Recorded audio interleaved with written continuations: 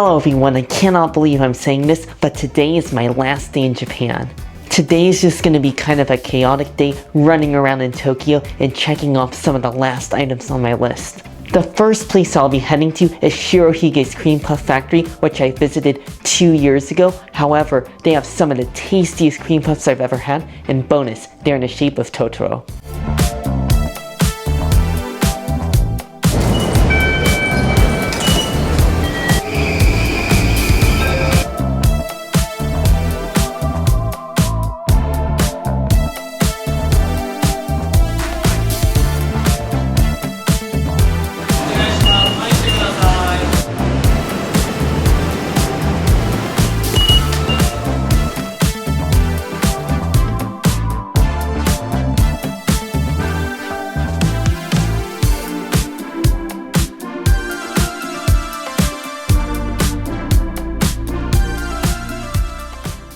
I just stopped by the cafe on the second floor of Shirohige's Cream Puff Factory because there was a line, but I think it was worth it since if I'm going to come all the way out here on the outskirts of Tokyo, I'm going to be enjoying the cream puffs upstairs in the cafe versus just getting it as takeout. I got 3 different flavors of the cream puffs. I got the custard, matcha, and chocolate, 3 flavors which I have not tried yet. I'll be starting off with the custard, which is right here in front. Alright, here we go. The custard looks promising since it's so yellow.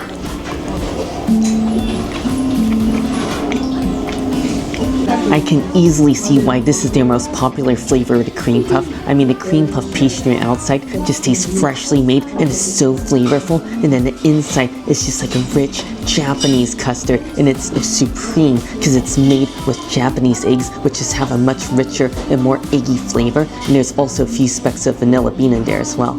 For our next one, we have the matcha.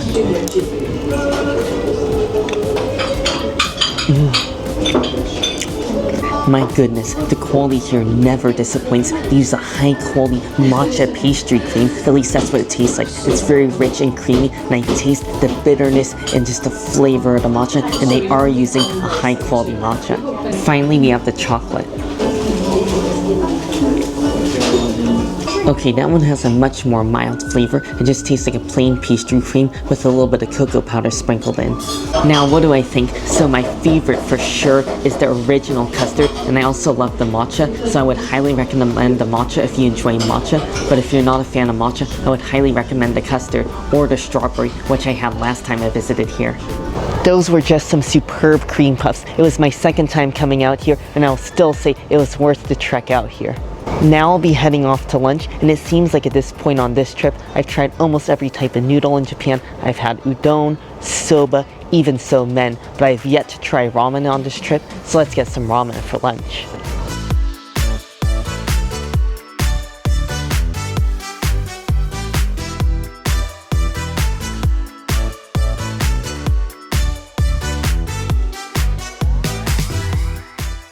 I just stopped by Afuri, which is a ramen chain known for their lighter take on ramen. I got their yuzu shio, which is their most popular soup. It is a citrus-based and salt-based broth. Oh, this looks great. We have a nice, clear, light broth right here. And then we have a slice of grilled chashu pork with a beautiful char. Alright, as with any ramen, I gotta start off with the broth. Oh, that is magical. That's unlike any ramen I've had before. It's a very salty broth with an intense yuzu citrus flavor, which is like a cross between a lemon and an orange, and it's slightly tart, and it also tastes aromatic, like they've made it with the peel of the yuzu. I also gotta try the grilled pork. The pork is nice and juicy, and it's got a perfect char grill to it. It's definitely heavily on the charred side, which really caramelizes it since it's in some sort of soy-based marinade. Finally, we have some of the thinnest ramen noodles I've ever seen.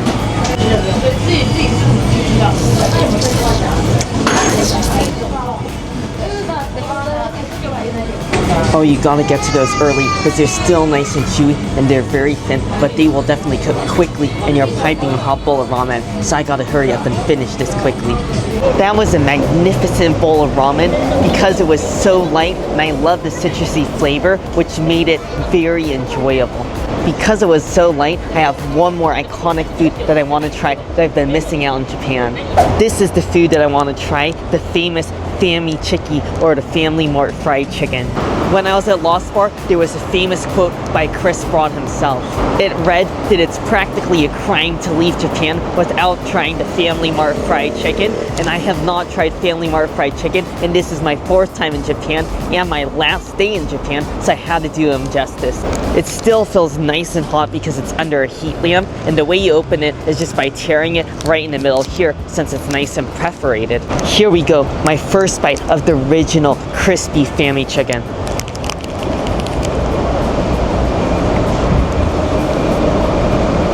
Well, you know what? I do kind of see where the hype of this Family Mart fried chicken comes from. The outside is a very thin and crispy cornstarch based batter, so it's a little bit airy and bubbly. The chicken itself is brine, so it's very salty, and it's just overflowing with juiciness, fattiness, and oiliness, so it definitely is a bit heavy, even though it's really small, so it's not to be underestimated or disrespected. If you're looking to grab a quick snack while you're on the go, Fami Chiki is not a bad way to go.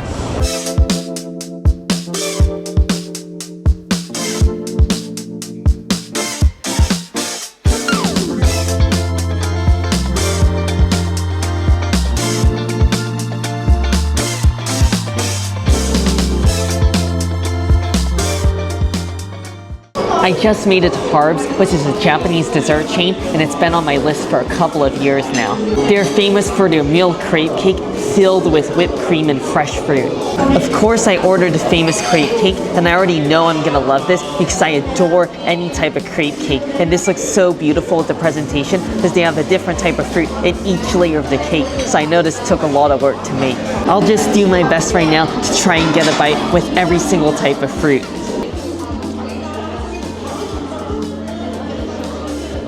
This is one delicious and sweet crepe cake, and it's not even that sweet from the pastry cream and the crepe. It's mostly sweet from all the different fruits that are in there. There's strawberry as well as kiwi, and there's 2 types of melon. There's orange melon and green melon. You already know I adore Japanese melon, and then there's also a healthy amount of bananas. I definitely can see why this is super popular here because it's very light and easy to eat. I mean, I know this might seem like a fairly decent size, but I could really just finish this in a matter of seconds because it's so light and it literally is just really easy to eat. I mean, because it's mostly fruit, so it actually feels a little bit healthy.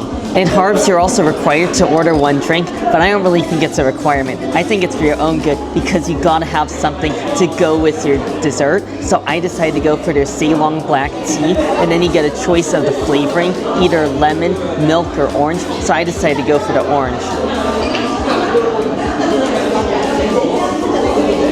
That's a delicious, strong black tea. It definitely brings the heftiness and body that you need to go with the dessert, and it definitely brings the bitterness as well. Harbs is a great choice if you're looking for a light afternoon pick-me-up that won't weigh you down. And now I'll be heading back to Ginza to maybe do a little bit of shopping before dinner.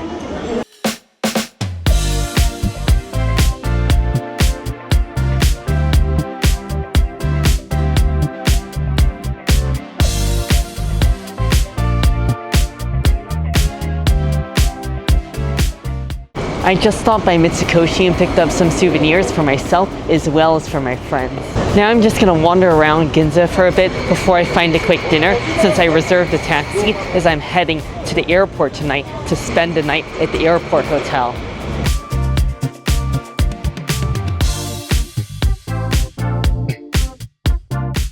I was originally planning on having a short meal, but this Yakitori restaurant caught my eye, so I decided to go with their short course, which is 5,500 yen, and they said the meal should only take around an hour, so that should give me plenty of time.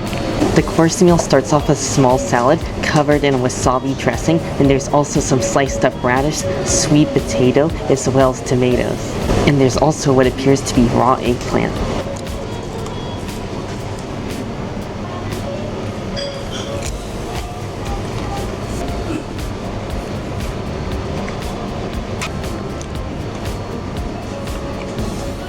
The salad is a very classic Japanese salad, ultra fresh. All the lettuce is crispy and all the veggies are great. The raw eggplant was definitely a surprise. It has a much more subtler flavor than cooked eggplant, and it's very juicy.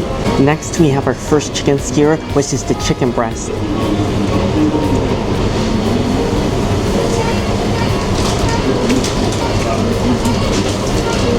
That's just fantastic. It is supremely juicy chicken breast, and I can tell it's just a natural chicken breast with a little bit of salt, very simply flavored.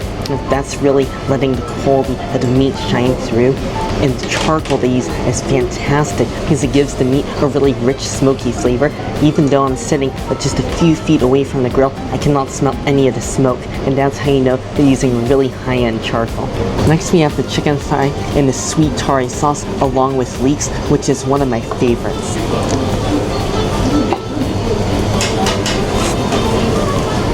Wow, the chicken thigh is even juicier than a breast. I mean, it just explodes with hot juices, so you've got to eat it straight off the grill.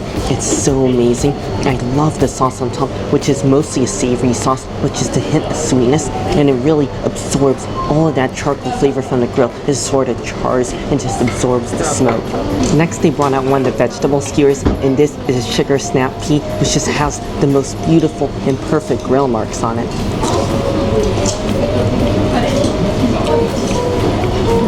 Oh, a yakitori grill is the best way to cook some snap peas because I find they're one of the most notorious vegetables because they're so hard to cook, but the yakitori grill in its high heat really crisps it up and keeps it nice and crunchy and fresh, so it's just cooked very al dente and fresh. Next we have the chicken thigh with just plain salt.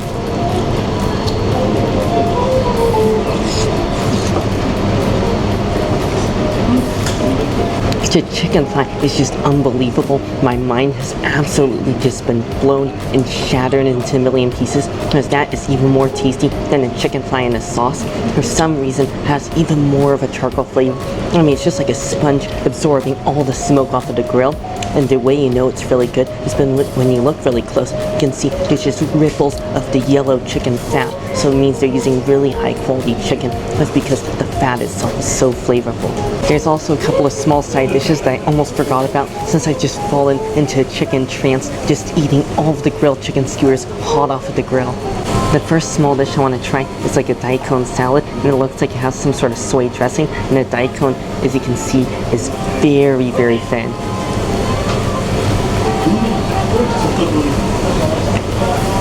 Wow, the daikon is just expertly cut. I mean, it's so thin, it's practically translucent, and it's really crisp and fresh. And then you have a tart taste from the vinegar and the savoriness from the soy sauce, which really just cuts through all the more heavy notes of the meal, including like all the chicken thigh and stuff. But wow, that is much needed and so delicious. The other cold dish we have is chicken breast rolled with kombu, which is Japanese kelp, and it's in some sort of vinegar sauce. Oh, I was not expecting that at all. That chicken breast is just so tender and is expertly rolled with the kombu, which has a mild salty flavor. And there's also vinegar jelly in there. You know, it's had a little present and surprise in the middle of that chicken roll because there's a little bit of shisa leaf, which is a Japanese herb, which just has such an aromatic and fresh flavor and really kind of balances out and mellows out some of the vinegar. There was a little pause in the meal, and then they brought out this, a large, juicy, plump chicken wing, and then it also comes with a little bit of lemon. I just want to try it plain first.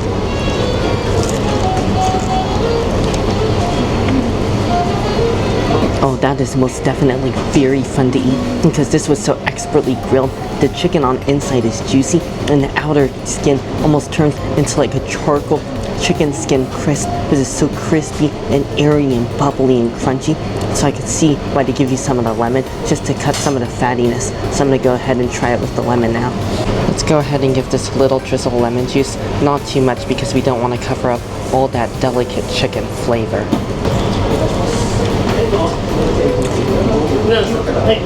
Oh, that is very light and citrusy, and the lemon juice definitely does help tone down some of the more fatty flavors of the chicken wing. However, I could honestly just eat the chicken wing without the lemon because it's so delicious on its own already. I just had one more vegetable skewer come out, which is the shiitake mushroom, and I can't even contain myself barely. And I know the mushroom's gonna taste the most smoky since a mushroom is just like nature's sponge and absorbs anything pretty much. So I know it's just gonna get all that charcoal intensity.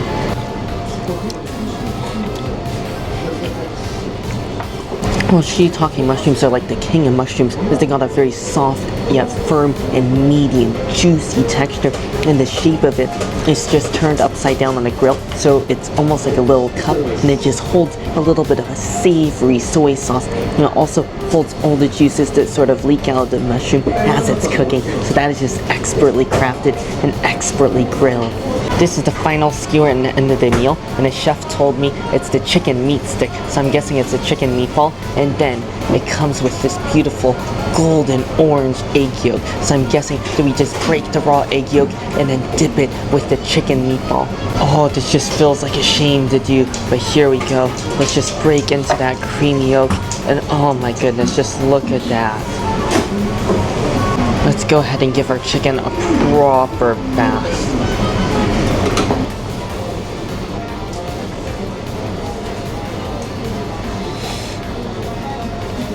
Wow, that is one of those foods when you bite into it, it just makes you smile, and then I can't stop smiling because it's just so tasty. I mean, the chicken meatball on the outside is crispy, and it's just like a vessel for all of the juice inside the chicken meatball to just build up as it's cooking. And then you have the creaminess of the egg yolk on the outside, which just like accentuates the flavor of the chicken and just intensifies it. That was just a spectacular meal. I've had so much yakitori over the years, both in Japan and back in the US, and this by far is the best yakitori I've ever had. It doesn't matter what I've told you in the past about any of the other yakitori I've ever had, this is just no comparison. I mean, for starters, this was a true omakase experience. I forgot to show it, but at the very beginning of the meal, they brought out a box of all the fresh ingredients that they were using, and then from the meal, they just selected a few of them. So it is a truly omakase experience where they choose your own experience. And I was looking around at all the other customers, even though some of them ordered the same course as I did, all of the food was completely different. I will not say this often, but you must go to Tokyo, Japan just to try Toriya for their world-class yakitori. I mean, tonight I was just walking around the back streets to Ginza looking for somewhere quick for dinner, and then when I was in this little alleyway, I saw Toriya and I decided this looked like a really special experience and I had to try it out. Without a doubt, this is a case of being blessed by the food gods. I mean, I was just wandering around Ginza and I didn't really have any idea of what I wanted for dinner, and then the food gods just blessed me with a surprise yakitori dinner, and I'm telling you, they really wanted to make sure my last meal in Japan was one that I'll truly remember for a lifetime. That being said, I'll be heading back to the hotel now and then taking a taxi to Haneda Airport, where I'll be staying at the Hotel Villa Fontaine.